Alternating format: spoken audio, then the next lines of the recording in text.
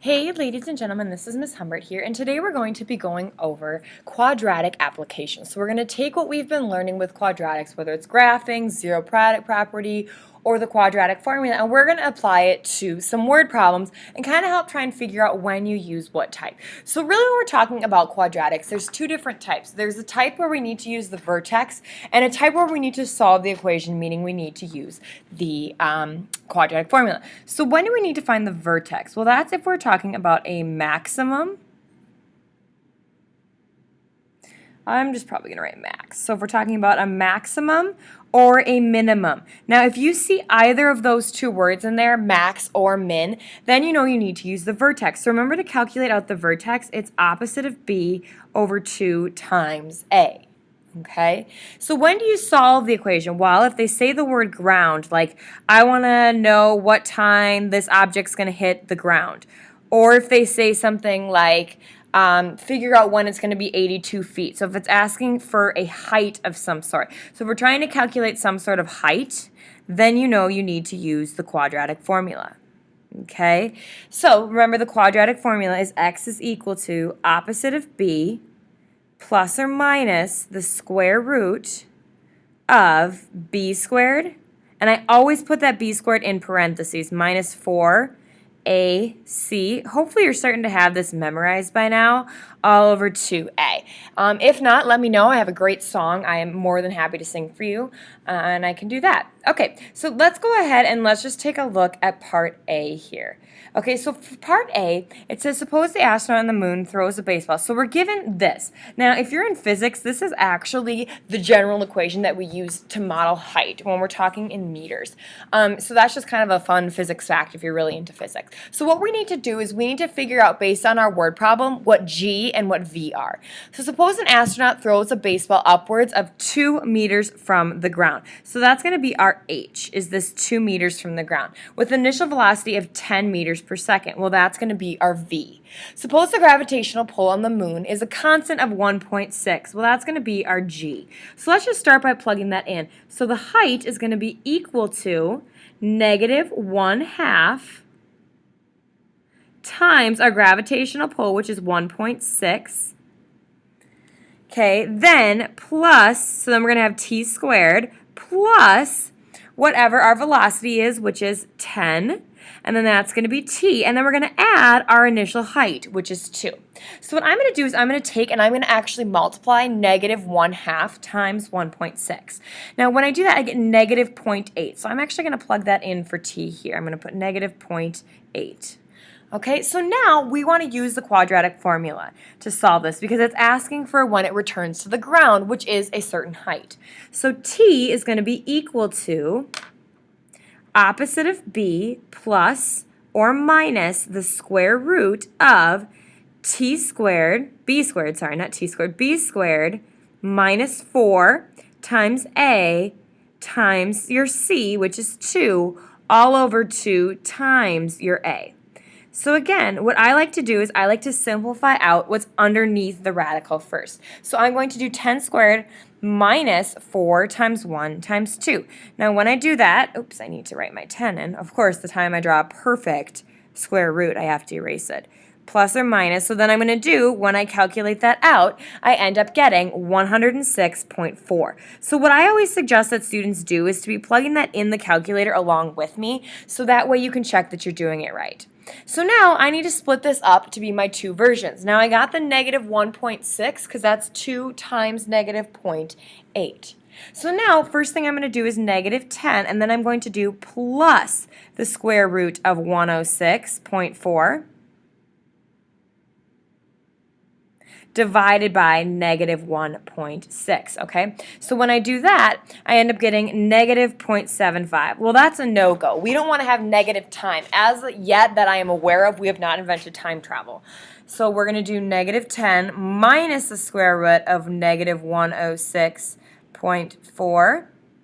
And then I'm going to divide negative 1.6. So remember, you always want to simplify out the top first. So you're going to do negative 10 minus the square root of 106.4, and then hit enter, and then divide by negative 1.6. Now when you do that, you get 13.25. So that's going to be our answer, and we're going to label it with seconds. Okay, so that's our final answer for part A. Okay, so I'm going to go ahead and erase that, and we're going to take a look at part B. We're still going to be using this main equation that we have here. We're still going to have a velocity of 10, and we're still going to have a height of 2. The only difference is now is that we're throwing it on Earth where the gravitational pull is now going to be 9.8. So we're going to have negative 1/2 times our gravitational pull of 9.8. And then we're going to have t squared. And that's going to be equal to, goodness gracious me, plus our velocity and our t, plus our height, which we know to be 2. Now, all of that's going to be equal to 0 because we're setting it to the ground. So now I'm going to erase this part because I need to multiply it together. So negative 9.8 plus, 9.8 times a negative 2 is going to give me a negative 4.9. So now I'm going to go ahead and plug that into the quadratic formula. So I get that t is equal to opposite of b plus or minus the square root of b squared, so that's going to be 10 squared, minus 4 times our a, which is a negative 4.9. Goodness. Do you like how it's doing that? Negative 4.9. You're seeing me write it and then it erases, right? You're all witnessing that. So we're going to leave that spot for 4.9 and then we're going to multiply by 2. Okay, so then we're going to take that and we're going to divide it by 2 times our a, which is a negative 4.9. So then again, I want to simplify what's underneath the radical first. So I'm going to get negative 10 plus or minus the square root. Now, 10 squared times negative 4 times negative 4.9 times 2 is going to give me 139.2. Okay, then we're going to take that and we're going to divide it by a negative 9.8. And again, we want to have two different versions. So I'm going to do negative 10 plus the square root of 139.2. Figure out what that is and then divide it by 2. Well, when you divide it by 2 here, you get negative 1.2. Okay, or negative 0.12. Now we're going to try the other way. So negative 10, not negative 9, Miss Humbert. Negative 10 minus the square root of 139. For whatever reason, my iPad does not like drawing 3s. 0.2 divided by a negative 9.8. Now, when I do that one, I end up getting 2.42. So that's going to be my answer, and then in seconds, okay? So now, let's just quickly talk about part C. So part C says compare the time. Well, obviously, for the moon, we got 13.25 seconds. So that's more time. And the reason being is the gravity constant is less on the moon. So since the gravity constant is less on the moon, it's going to take more time for it to come back to the ground. Now let's go ahead and let's take a look at this Jimmy John's problem. So we're tracking sales of subs. The manager sees that the quadratic representing, so this is representing their sales at Jimmy John's, where X is the number of subs and Y is the total revenue earned. What is the maximum revenue earned? So I see that word maximum, so I know that I need to use vertex. So I'm going to go ahead and do vertex. So remember, vertex is going to be X is equal to opposite of B, my B is 250, over 2 times my A, which is negative 25.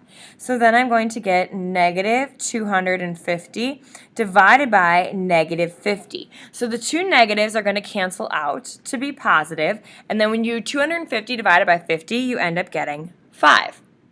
So now we can plug that in.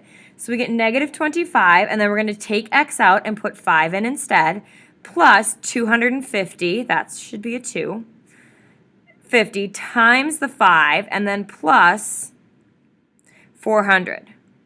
Okay, so now we're going to type that into our calculator. And if you have a good calculator, you can type it in exactly like this. Just make sure you're using those parentheses. And that's going to be equal to 1,025. So really we have the pair 5, 125.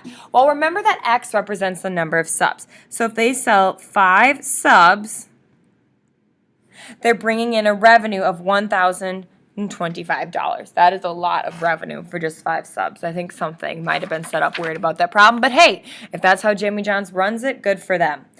All right, so let's take a look at number 3. Here it says a projectile shot up vertically in the air from ground level. Why? Its distance y in feet after t seconds is given by this here.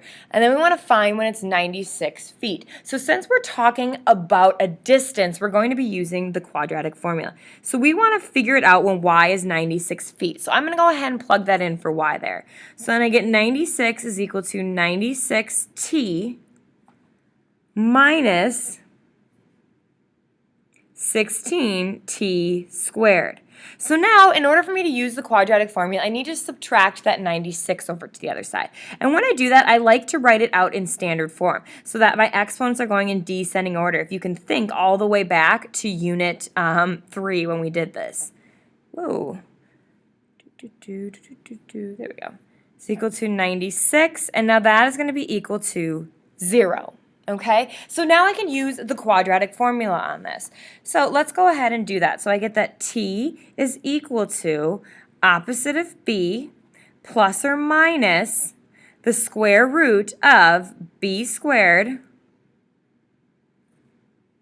minus 4 times my a, which is negative 16, times my c, which is negative 96.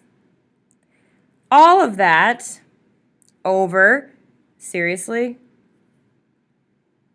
Isn't that nice when it just turns my pen into rectangles? I gotta watch where I'm putting my wrist. Times 2a, which is a negative 16. Okay, so now let's go ahead and let's calculate that out. So first thing I want to do again is simplify underneath the radical. I totally meant to highlight that. So negative 96 plus or minus the square root. So I'm going to do 96 squared minus 4 times negative 16 times negative 96 is going to give me 3,072. And I'm going to take that and divide it by a negative 32.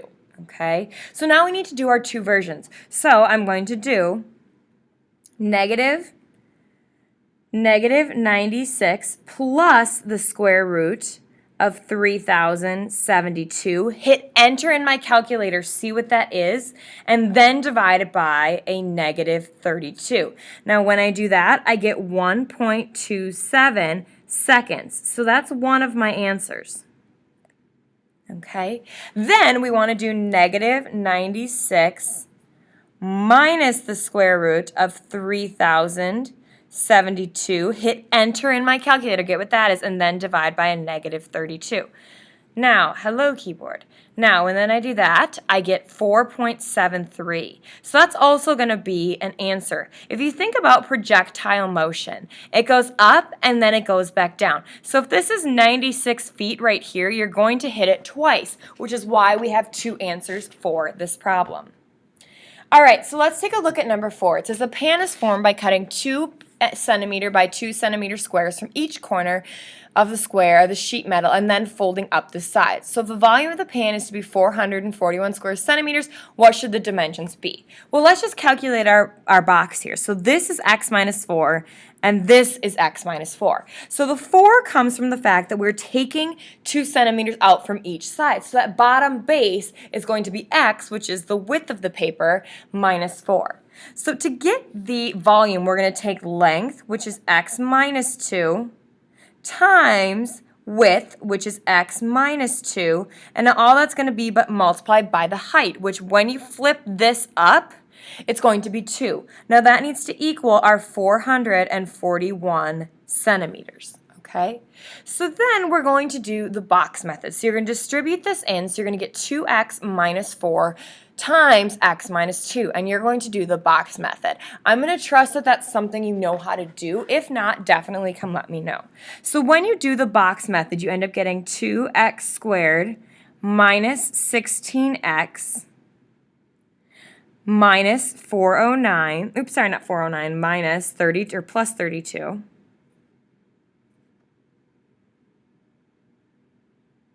Is equal to 441. So now we need to subtract that 441 over to the other side. Okay, so when we do that, we get 2x squared minus 16x minus 409. Okay, and now that's equal to 0. So now we're going to go ahead and do the quadratic formula on this because it's set equal to 0 now. So then I'm going to get that x is equal to opposite of b plus or minus the square root of b squared, come on, minus 4 times a times c, all of that over 2 times a. So then, first thing we're going to do is calculate what's underneath the radical. So we have 16 squared minus 4 times 2 times negative 409. So when I do that, I get that 16 plus or minus the square root of 3,578 divided by 4. So now I'm going to split it into the two versions. So I'm going to do 16 plus the square root of 3,578, hit enter, and then divide that by 4. So there I get 18.9. And then I'm going to do 16 minus the square root of 3,578, hit enter, and divide that by 4. And there I get negative 10.95. So I'm going to throw out that 10.95. So then that means that our x, our entire width here, as I'm shaking, is 18.9. So to get the dimension of the actual box, I need to do 18.9 minus 4. So then I get 14.9. And then I'm going to have by 14.9, because both of these are going to be 14.9. Again, subtracting that 4. And then by 2, because my height is going to be 2. So that right there is the dimensions for those boxes. So keep track of those on your notes because there's going to be a problem like this on your worksheet, and then you have that to reference from. So let's take a look at this last problem here. On the banks of the old Chicago River, there is a water cannon called the water arc that sprays recirculated water across the river. The path of the water arc is given by the quadratic model, this guy right here, okay? Where x is the distance across the river in feet and y is the height of the arc. What is the maximum height reached? Okay, now I need to do vertex problem. So x is equal to opposite of b, so opposite of 1.2, times 2 times my a, which is negative 0.006. Now, if you think back to when we did this at the beginning of Unit 5, you always should multiply out the bottom first. So you get what that is. That's going to be negative 0.012.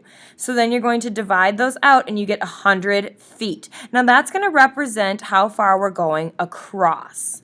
Okay, so that's going to represent our horizontal distance. So then let's go ahead and plug that back in so we can get what our vertical maximum height is going to be. So we're going to plug in 100 for ever we see an x. And then so here we're going to square it, plus 1.2 times 100, then plus 10. So you can punch that in your calculator just like that if you have a nice calculator. So then here you're going to get 70 feet, and that's going to be the max height. Okay, so 70 feet is the max height, and 100 feet across is how far it reaches. So that concludes your note video for today. Thanks for listening.